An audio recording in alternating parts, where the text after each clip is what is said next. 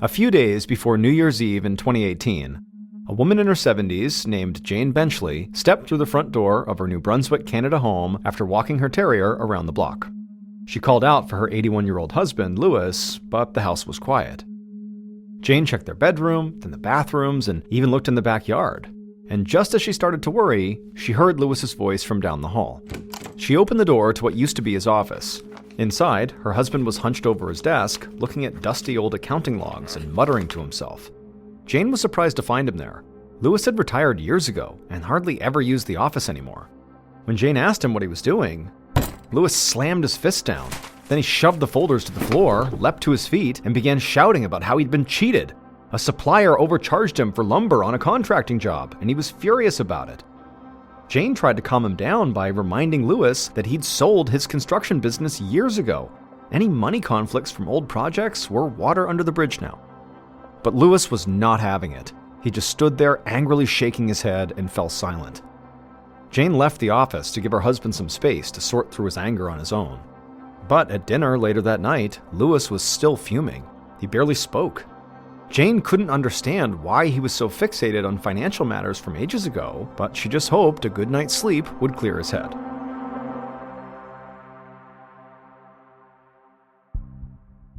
But the next day, Jane returned to the house after running some morning errands to find her husband acting totally frantic again. This time, it was about his appearance. He pointed to his head in a panic and asked why his hair was white. Jane didn't know what to say.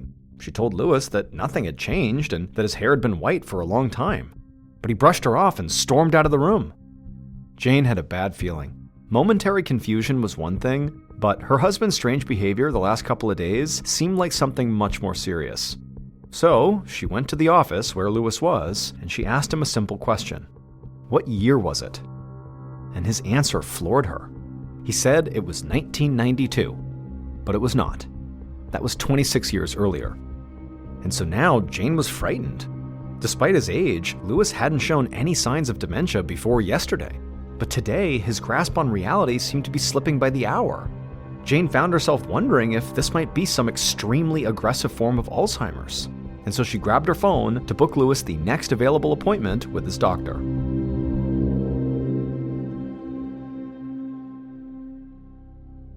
That night, Jane did her best to try to relax. She sat down in front of the TV with a cup of tea, but no matter what she did, she just couldn't stop worrying about her husband. As she got up to pour a new cup, she heard a loud crash from down the hall. Jane rushed towards the noise and swung open the office door. Inside, the floor was covered in shattered pieces of Louis's desk lamp. Behind the desk sat Louis, thrashing in his chair with his eyes rolled back in his head. Jane rushed to his side and tried to calm him down, but his body was spasming out of control. All she could do was hold his limbs and try to keep Louis from smashing anything else. Gradually, the seizure did subside, and once Louis was breathing normally, Jane grabbed her phone, purse, and keys and guided her husband to the car. Her mind raced as she drove him to the hospital. What in the world was going on with her husband?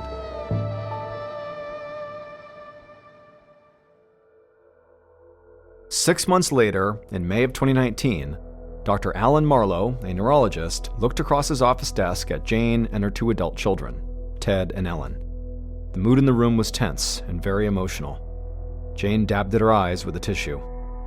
Only days ago, Jane's husband, Louis, had died. Dr. Marlowe first met Jane and Louis back in January of 2019, when she had brought her husband to the hospital following that seizure. Initially, Dr. Marlowe thought Louis must have a brain disorder, such as Alzheimer's, Parkinson's disease, or ALS. Any of these could have explained his abrupt mental decline and loss of motor control. And so Dr. Marlowe had conducted various tests to confirm that Louis had one of these conditions, but all of the tests were inconclusive. Yet, week by week, Louis's symptoms only worsened. He began having daydreams that were like nightmares. They were pure hallucinations, but very real to Louis. Also, Louis began to lose control of his limbs. He would have these muscle spasms that were super intense to the point where basic movements would cause him severe pain. Eventually, Dr. Marlowe suspected the worst: Creutzfeldt-Jakob disease, a rare and always fatal condition that is caused by abnormal proteins in the brain. The symptoms of CJD, as it's also called, can seem like an unusually fast-moving case of Alzheimer's. but there are no treatments to slow its progress. Victims typically die within 6 months to a year. Now, unfortunately, CJD can only be diagnosed by doing an autopsy of the patient's brain after death. And so even though Dr. Marlowe felt confident what Lewis had was CJD, he couldn't be sure so long as Lewis was alive. And so the doctor did everything in his power to ease Lewis's symptoms. However, his condition never improved, and Lewis died within 5 months of his first meeting with the doctor. Dr. Marlowe knew that being back in his office was hard for Jane, but he needed her to sign documents consenting to an autopsy of her husband's body. Learning the details of the condition that killed Lewis might help future CJD patients avoid a similar fate. Jane dried her eyes, took the pen, and signed the documents.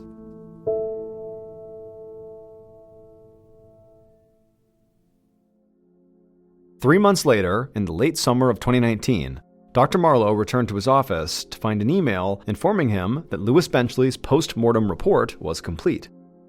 Dr. Marlowe clicked it open, and he was surprised at what he saw. Lewis did not have Creutzfeldt-Jakob disease. Lewis's symptoms had been very consistent with CJD. Nothing else had made sense to the doctor. But if CJD didn't kill Lewis, what did? Dr. Marlowe opened Lewis's old medical file to refamiliarize himself with the details. And as he did, something about Lewis's combination of symptoms rang a bell in Dr. Marlowe's memory. Dr. Marlowe dug up the case files of some other patients he treated over the past few years. Now, they were much younger than Lewis, in their 20s or 30s, so at first they did not seem connected to him, especially since CJD typically afflicted older or elderly people. But these younger patients had reported very similar symptoms to Lewis: sudden mental and physical decline with no warning or prior genetic condition. The other similarity was that nearly all the patients, Lewis included, lived in the same two regions of Canada: the city of Moncton, which is the most populous city in New Brunswick, and the Acadian Peninsula, a strip of the northeast coast known for scenic fishing villages and blueberry farms. However, Dr. Marlowe couldn't imagine why the people in these two specific areas of New Brunswick would be more vulnerable to this strange and deadly disease. Dr. Marlowe buzzed his secretary to schedule a meeting with Jane to share the results of her husband's examination. Dr. Marlowe wondered what to tell her after breaking the news that her husband had not in fact died of CJD. He knew she'd want to know the same thing he did. What had killed Lewis? Dr. Marlowe just hoped he could eventually find the answer. 6 months later, in the depths of winter, Dr. Marlowe poured himself another cup of coffee in the break room and looked out the window. It was barely 3 p.m., but it was already getting dark out. Dr. Marlowe felt spread thin by his workload recently. Over the past 6 months, his medical practice had been filled with a string of complicated cases, all very similar to Lewis Benchley's. Patient after patient had come to him after suffering an abrupt mental decline, followed by physical degeneration. As with Lewis, many of the patients exhibited symptoms similar to CJD, but something was always slightly off. No matter how many tests Dr. Marlowe ran, the results never quite aligned with CJD. The symptoms either developed too slowly or too rapidly, or they didn't respond to medications that they should have. But the strangest thing was how young most of these patients were. And this made Dr. Marlowe think. Ever since Lewis's post-mortem examination showed that he was negative for CJD, Dr. Marlowe had begun to have the sneaking suspicion. Maybe what happened to Lewis was something totally new, something other doctors hadn't recognized yet, something still unnamed. Dr. Marlowe admitted that that was a bit far-fetched, but it was the only working theory Dr. Marlowe had. However, despite his suspicion that perhaps he was looking at this brand new condition here, Dr. Marlowe still reported each of these new mysterious cases to the Creutzfeldt-Jakob disease surveillance system, run by the Canadian government. He hoped that by keeping the government informed, it would help them spot larger trends that maybe Dr. Marlowe couldn't. He figured that if they did see a bigger trend, that healthcare providers like himself would be notified of any special actions they should take in response. In the meantime, though, Dr. Marlowe decided to do a little investigating on his own.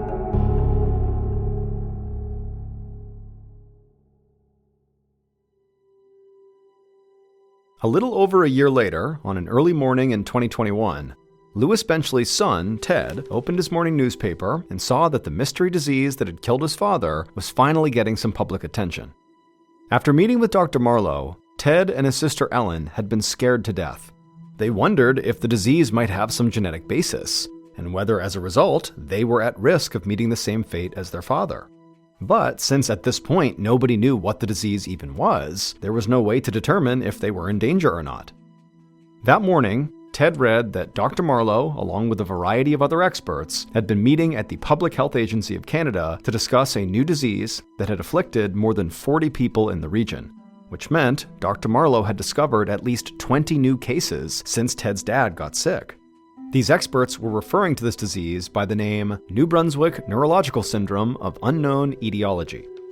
Ted continued reading, and he saw that patients with the syndrome spanned different ages, lifestyles, and backgrounds, but they all seemed to develop dementia in the exact same way his father had. And so far, 6 of these people had died. Ted was relieved to read that the scientists did not see any genetic link in this disease. In fact, scientists found that these patients had only one thing in common. They all lived in the same geographical area, and this made scientists suspect that something in the environment might be to blame. Some scientists had apparently drafted a memo to warn local doctors about this horrible, mysterious illness, while others feared it would cause panic and argued against sending it out. However, that disagreement no longer mattered because somebody had leaked the whole memo to the press, and so the mysterious disease now had global attention.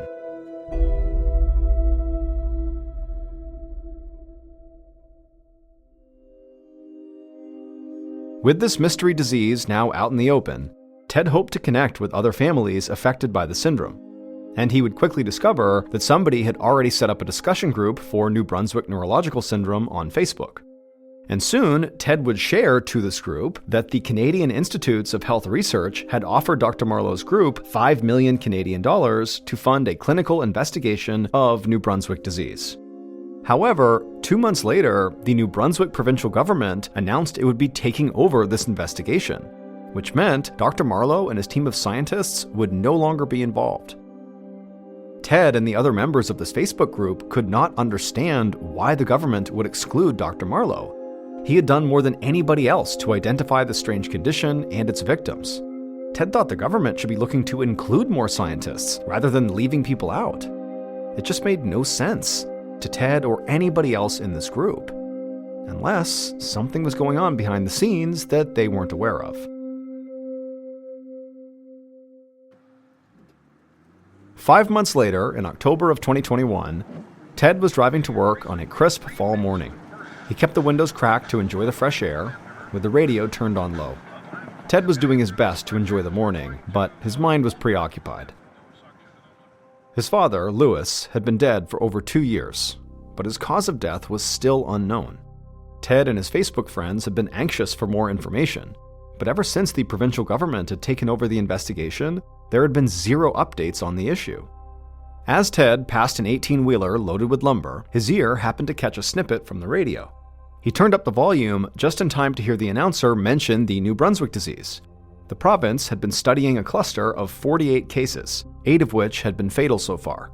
To conduct autopsies on those 8 fatalities, they had turned to an independent doctor from the province of Ontario, Dr. Robert Hansen. And now Dr. Hansen had finished his investigation. And his preliminary conclusion was that there was no connection between the cases. They were all separate incidents, unrelated to each other. Dr. Hansen determined that each of these patients had contracted a well-known disease, such as cancer, Lewy body dementia, or Alzheimer's. There was no new disease here. Ted couldn't believe what he was hearing. He was certain there had to be a connection between all these cases. Also, Ted had seen his father's autopsy report. He wasn't sure which disease Dr. Hansen thought had killed his father, but he knew that his dad had absolutely not died of CJD or any of those diseases listed in Dr. Hansen's report. It was something new, something that still was not recognized by the medical community.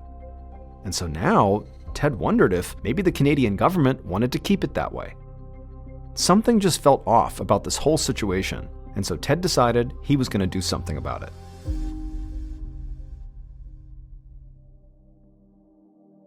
Over the next few months, Ted and his family communicated with dozens of families through that New Brunswick disease Facebook group, and they all agreed that Dr. Hansen was wrong. There was a connection between all these cases. And the cause had to be environmental, since almost every patient lived in the same area of Canada. Working together, Ted and the others had come up with possible strategies to continue searching for an answer. One idea was just to crowdfund their own environmental testing. Another idea was to invite famed environmental activist Erin Brockovich, whose life was actually made into a movie starring Julia Roberts, to have her lead an outside investigation. And at the same time, week after week, they campaigned relentlessly, hoping that Dr. Hansen's panel might change their conclusion that the condition was not real. They hoped they were having an effect, but Ted couldn't tell for sure. Then one day, on February 24th of 2022, Ted picked up the newspaper from his front lawn and saw a headline about the case. He brought the paper inside and spread it out on the kitchen table and flipped to the article. And there it was, in print, the Provincial Oversight Committee's final report on the so-called New Brunswick disease. After supposedly much consideration and debate, the committee ruled in agreement with Dr. Hansen's assessment. The cases were not connected. A new disease did not exist. Ted's heart sank. All of their efforts had been for nothing. It seemed like the truth behind his father's death would now stay unknown forever.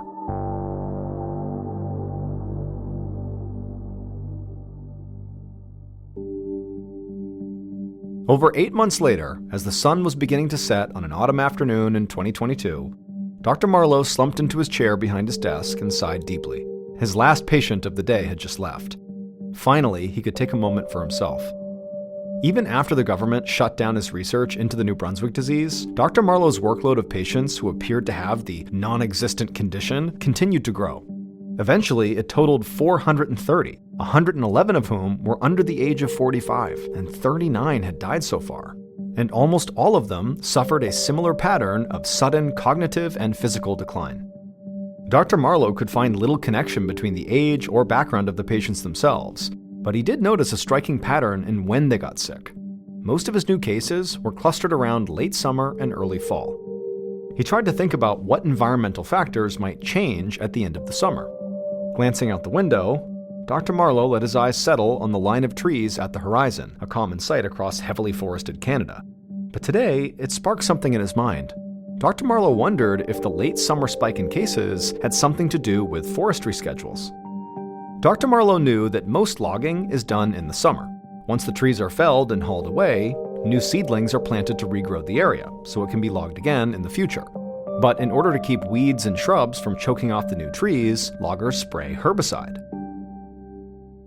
As with many chemicals, Dr. Marlowe knew that their effects on humans sometimes took generations to identify. If it was discovered that exposure to these herbicide chemicals was sickening people in this area, it would be a massive liability for the Canadian government.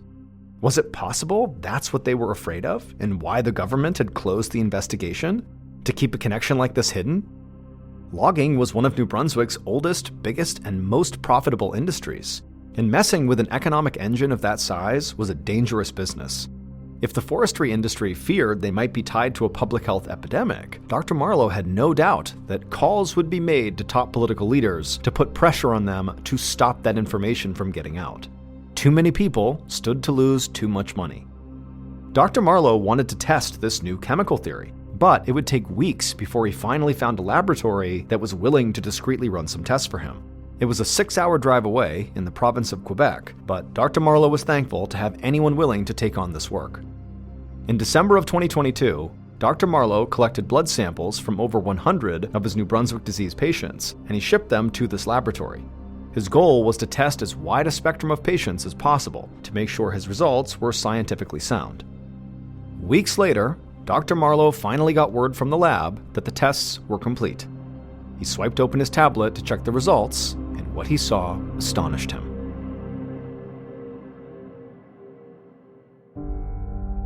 Dr. Marlowe's hunch had been correct.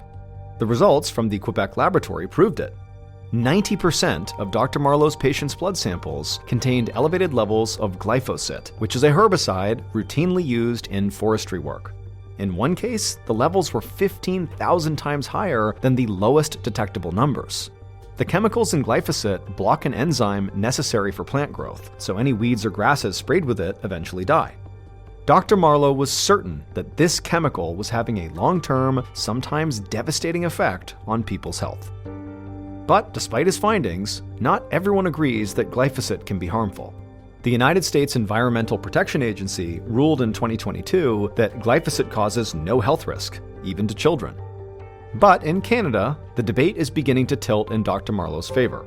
Eventually, the province of Quebec acknowledged a link between glyphosate and an increased risk for Parkinson's, a brain disorder that can cause stiffness and serious problems with movement. Other recent studies have shown that glyphosate disrupts the naturally occurring bacteria in the gut that play a key role in overall health. When bacteria in the gut are imbalanced, it can cause inflammation throughout the body, including in the brain. Some scientists believe this inflammation can lead to Alzheimer's and other neurodegenerative disorders, just like Lewis and the other patients experienced.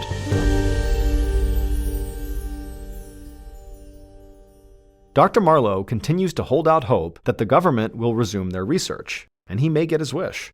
On November 15, 2024, the newly elected premier of New Brunswick, basically the province's new governor, said she wants to reopen the investigation, which means, finally, the people affected by New Brunswick disease may get the answers they've been seeking.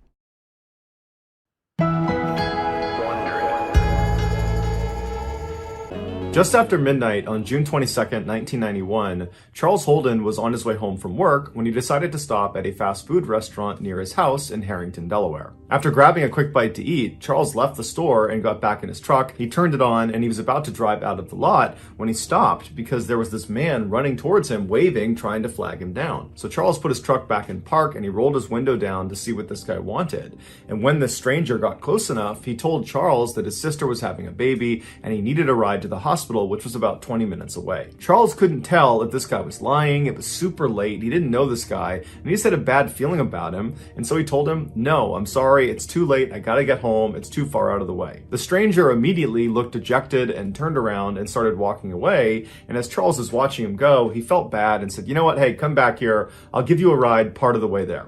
And so the stranger smiled, hopped in his passenger seat, and they took off. Charles drove him approximately 3 miles in the direction he had asked to go before pulling over on the side of the road and telling him, "This is as far as I'm going to take you." Charles lived only about a block away, and he didn't want to drive too far away from home so late at night. But the stranger, upon hearing he was being let out so soon, suddenly became angry and began fumbling in his pocket like he was going to get a knife or some sort of weapon, and he starts screaming at Charles, "Hand over your keys, hand over your wallet, or I'm going to kill you." Charles, meanwhile, was on edge, just being in the car with this guy because he had a bad feeling about him, and so he immediately jumped into action. He turned off his truck, he ripped the keys out of the ignition, and he leapt out of his truck and started running. Charles saw way off in the distance was a convenience store, and he figured he could run to there and get some help. But as he's running, he turns around and sees the stranger has also leapt out of the car and was now sprinting up to him with a screwdriver in his hand. And this stranger was running really fast. He was gaining on Charles, and soon Charles realized he wasn't going to make it to the convenience store before this guy caught up to him. And so at some point, Charles just stops, he turns around and he puts his hands up and he says, okay, I'll give you a ride wherever you want to go, and then you can have my keys, my wallet, you can have anything you want. And so the stranger runs right up to Charles and he stops and he smiles because he's very pleased with this result. And he pokes him with the screwdriver and kind of gestures for him to go back to the truck. So Charles walks back to the truck with the stranger right behind him with the screwdriver periodically poking him in the back. They finally get to the vehicle and the stranger tells Charles to get in the car and then wait. But as soon as Charles sat down, he fired up his truck and sped off before the stranger could hop in the passenger side door. And so Charles is flying away from this guy. He looks in his rear view mirror and he can see the guy is chasing after him with a screwdriver held over his head, but he sees the stranger at some point just stops, turns around and walks away. Charles was totally relieved that he had escaped this horrible encounter, and he was thinking about calling the police, but ultimately decided he wouldn't because it was his decision to allow some stranger to get in his car in the middle of the night. And so Charles kind of blamed himself for the whole ordeal. What Charles was concerned about, though, was where he had ditched the stranger was not far from his house, and he was worried if he just turned around and drove right back to his house that this guy could recognize the truck and then follow him to his house, and then who knows what could happen.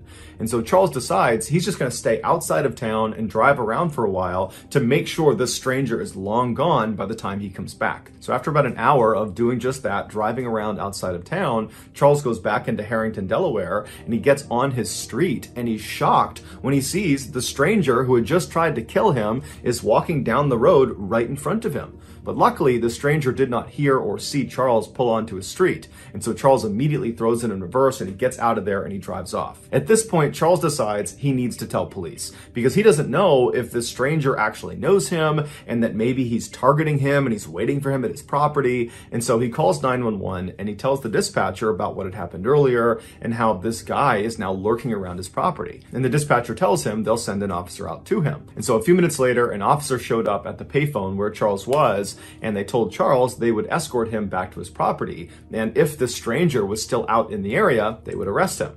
And so the two of them made their way back to Charles's property. They get there, the stranger's long gone, and then Charles goes into his house. There's no sign of a break-in. There's no sign that anyone was near his property. And so Charles thanks the officer. He feels totally relieved. But before the officer leaves, he asks him if he wouldn't mind doing a quick sweep of his mother's property. She lived right behind Charles on the other side of some bushes. He told the officer her name was Dorothy. She was 70 years old and she lived alone. And he just wanted to make sure nothing happened to her. So the officer said, no problem, I'll go check in on her. So the officer leaves Charles and goes across his backyard through those bushes into Dorothy's backyard. And right away, he can see the back window on the back door has been smashed and the door itself is slightly ajar. And so the officer draws their pistol and they go up and they enter the house and they look inside. They're yelling for Dorothy, but there's no answer. It's totally dark in the house. It's totally silent. And so after searching the first floor and finding nothing, they make their way up the flight of stairs and they find blood at the top of the landing. And they follow this trail of blood and it brings them into one of the bedrooms where a woman is sprawled out on a bed. It was Dorothy. She had been stabbed to death. It would turn out after Charles had ditched the stranger and sped off without him, the stranger, whose name was Gilbert Cannon, began looking for a place to sleep. And the house he ultimately selected just happened to be Charles's mother's house. After Gilbert broke in through her back door, he saw Dorothy coming down the steps to confront him. And because he was worried she'd be able to identify him, he attacked her with a screwdriver. Gilbert would later tell police that the attack on Charles was completely random. He was just at this fast food restaurant. He saw Charles get into his truck and he thought to himself, if I can get in that guy's truck, I bet I can rob him. And then after this failed robbery, when Gilbert is out looking for a place to sleep and he breaks into this house and this woman comes down the stairs that he attacks and kills, he has no idea that this woman, Dorothy, is Charles's mother. The entire night was one big, horrible coincidence. Gilbert would plead guilty to the murder and would be sentenced to life in prison without the possibility of parole. In 1949, 15-year-old problem child Ken Rex McElroy dropped out of school and moved to a tiny farming town called Skidmore, Missouri. There, he began his life of crime, which consisted primarily of theft. At night, he would drive his truck onto Skidmore residents' property, and he would steal their livestock, alcohol, grain, food, antiques, anything he could get his hands on and that he could sell, he would take. And if the owners ever caught him in the act, he would just raise his rifle at them and tell them to go back inside and never report it to the police or he would kill them. And because Rex was this big 270-pound monster of a man who was known for having a bad temper and for being really aggressive, people generally just did what he asked and his crimes went totally unreported.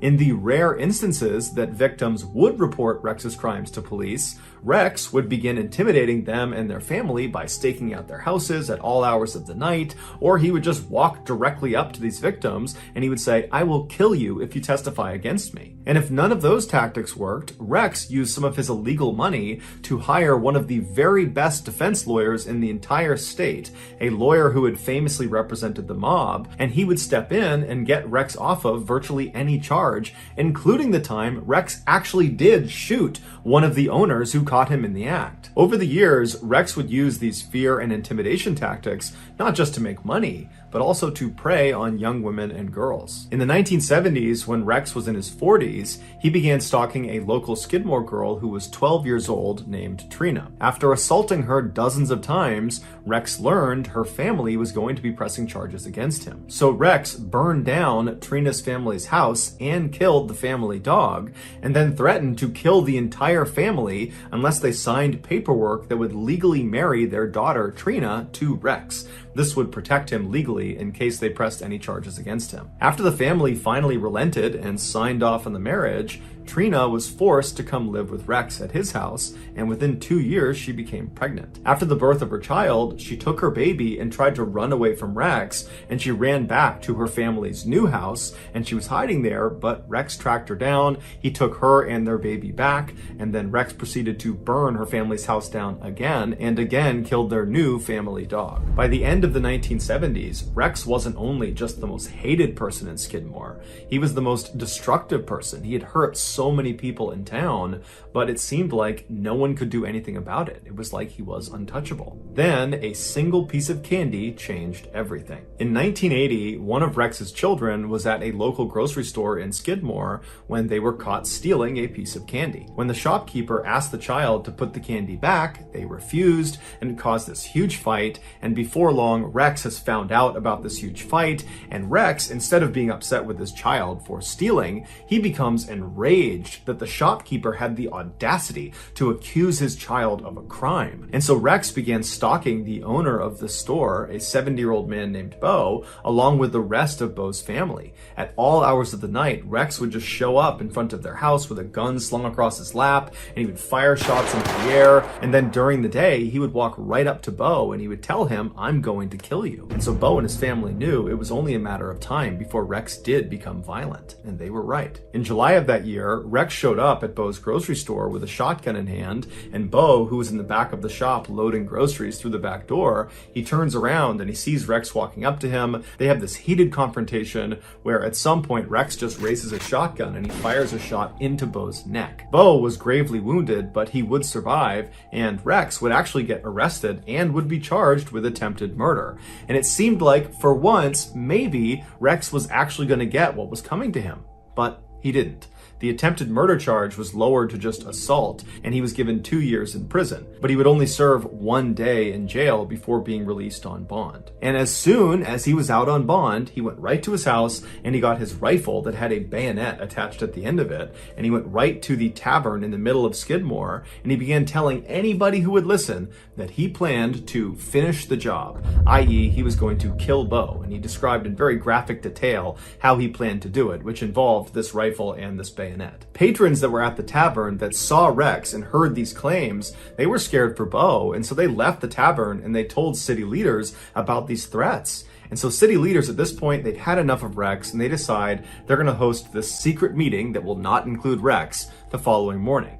So the next morning comes around, and all these angry residents, they come to this meeting and they begin discussing, how are we going to handle Rex? We can't use police. We can't use politicians. Nothing can be done. So what are we going to do? How are we going to put an end to his reign of terror? And after a while, they came up with a plan. And after the meeting was done, everybody left the town hall, they got their guns, and they made their way over to the tavern where Rex was seen earlier that morning. About 40 of these armed men surrounded the outside of this tavern, and once they were all in place, another smaller group of men that were all armed walked inside the tavern, and they saw Rex sitting at the bar with Trina sitting right next to him. And so these men, they walk up right behind Rex, uncomfortably close, right behind him, and they just stand there with their guns looking at him. And at some point, Rex turns around and sees them, and he's about to lash out and start fighting them, but he realizes he's totally outnumbered, and these men that are standing all around him, they look like they mean business. And so he stands up, he grabs Trina, and he brushes past them, trying to act tough, and he walks out of the tavern. When he gets outside, he's taken aback at this additional group of armed men, which is much larger, who are all standing there just looking in at him. And so Rex at this point becomes visibly frightened, but he grabs Trina and he calmly walks out to his truck, which is parked a little ways out in front of the tavern. He gets in the driver's side, she hops in the passenger side, and Rex lights a cigarette up, he turns on his truck, and he's about to try to drive away when a gunshot rings out, and Rex immediately slumps forward onto his wheel. One of the Skidmore residents runs up to the truck, they open up the passenger side, and they grab Trina, who was unhurt, pulled her out, and rushed her to safety. Once she was clear, the other residents with their guns just moved in on the truck, and for 20 seconds they opened fire on Rex. After the shooting was over, nobody called an ambulance. Everyone just stood there and watched as the town bully died. In all, there were 46 witnesses that were there when Rex was murdered, but they all said they had either not seen the shooting or they didn't know who the shooter was. And despite a lengthy federal investigation, none of the witnesses ever changed their stories. And so as a result, no one was ever charged with Rex's murder. Years later, a Skidmore resident, when asked what happened here, they just said that man needed a killing. On the morning of March 18th, 1990, a young woman named Karen parked her car just outside of the Isabella Stewart Gardner Museum in Boston, Massachusetts. This famous museum is home to over 15,000 pieces of priceless art from ancient Rome, medieval Europe, Renaissance Italy, Asia, the Islamic world, and 19th century France and America. The outside of this four-story building is strikingly plain, but inside is strikingly gorgeous. There is this lush green open-air courtyard that sits right in the middle of the museum that all of the galleries look down into. Karen was an art enthusiast, and she was a security guard at this museum, and that day she was on duty. After parking her car, she got out and walked her way over to the employee entrance, and there she pressed the buzzer and announced her arrival to the two night shift guards that she would be relieving. But after a few seconds, the night shift guards did not respond to her, and they did not unlock the door. And so after a little while, Karen pressed the buzzer again and said, "I'm here, can you please open the door?" But again, the guards that were on duty did not respond back to her, and the door did not open. This was highly unusual, so Karen left the door, found a payphone, and called the chief of security for the museum, who lived out in town, and told him she couldn't get in the building. And so about 10 minutes later, the chief of security shows up, and he takes Karen, and he walks her around to the other side of the building. He leads her up an outdoor flight of stairs to another entrance to the museum. He pulls out a big ring of keys, he finds the right one, and he opens the door. The entrance they were going through placed them in this dark hallway that stretched out straight in front of them, and then at the very end of the hallway on the right was this very brightly lit room that the door was wide open to, and that was the security office where the guards were supposed to be. And so Karen and the chief, they begin walking down this hallway expecting to get to the end of it and look inside this room and see these guards and get an explanation for why they didn't buzz Karen in the first place. But when they reach the end of the hallway and they look in this office, there's nobody inside of there. And now that they were up close, they could see the door leading into the security office had been smashed open. In fact, the doorknob to this door had been smashed off and was laying on the ground. And then next to it, right in front of them, was this metal crowbar. And then above them, the one camera that would have seen whatever had happened in the hallway, it had been turned around and was facing the wall. So Karen and the chief, they know they've stumbled on something that's probably really bad. They don't know what it is. They don't know if there's still people inside the museum. They don't know where the guards are. So the chief just grabs the crowbar for protection, and he and Karen run into the office and they call police. Although they didn't know it yet, Karen and the chief had just discovered one of the most famous crimes in history. The night before, 23-year-old security guard Rick Abath trudged his way down the walkway towards the employee entrance of the museum. He and another young man named Randy were scheduled to work the overnight shift that night. Rick hated his job at the museum because it was incredibly boring. But Rick didn't really have many other employment opportunities to choose from. He was a guy that had dropped out of music school and spent most of his time smoking marijuana, drinking beer, and playing in his friend's rock band. And so he just kept this job that he hated. Once Rick got inside the museum, he walked over to the office where he found his partner that night, Randy, was already sitting behind the desk. After chatting with him for a few minutes, Rick said he would do the first set of security rounds, and so he grabbed a walkie-talkie and a flashlight and he headed out to the exhibit halls. Almost immediately, a fire alarm went off. Rick went to the area where it was going off and he investigated and did not see a fire, and so he just turned the alarm off. The building was very old, and it wasn't uncommon for their electronics to fail or glitch. And so after this, Rick didn't think much of it. He continued doing his security rounds, and after about 30 more minutes of that, he made his way back down to the security office where he traded places with Randy. Rick took the seat behind the desk, and Randy took the walkie-talkie and flashlight and headed out into the exhibits. About 30 minutes later, while Randy was still doing his security rounds, Rick had his head down on the desk when he heard the sound of the buzzer coming from one of the outside doors. He lifted his head up and he looked at the screen that was connected to the camera, looking down at whoever was outside of this door, and he saw there were two police officers standing right outside the door. And so he reached over and he pressed the intercom button and he said, "Hey, can I help you?" And the officers said they were there responding to a disturbance call. Can they come inside? Now, Rick didn't know what this was about. He assumed it must have to do with maybe the fire alarm that had gone off earlier, or maybe somebody outside had seen someone trying to break in and they had called it in. But either way, he felt like it was important enough that he should let them in, even though it was against protocol to allow anyone into the museum after hours, including police. And so the two officers, they come through the doors and they wind up in the hallway right outside of the security office. And there's a window into the security office, so both the officers and Rick can see each other. And the officers immediately say to Rick, "Hey, are you working alone tonight?" And Rick says, "No, my partner is out doing security rounds. He'll be back soon." And so the officers just kind of nod their heads and they're looking around the room for a second. And one of them, as he glances at Rick again, he does kind of a double take and he goes, "Wait a minute. I think I know you. There's a warrant out for your arrest. You need to come out here and show me your ID." And so Rick is caught completely off guard, but he just kind of instinctively does what he's told because it's a police officer. And so Rick stands up, he walks out of the office, he goes out into the hallway, and as he's about to present his ID to the inquiring officer, the officer just grabs him, pushes him up against the wall, and handcuffs him. And so before Rick can say anything, Randy, his partner, comes back from doing his security rounds. He walks into the hall and has no idea what's going on. The other officer, the one that had not handcuffed Rick, grabs Randy and does the same thing, presses him up against the wall and handcuffs him.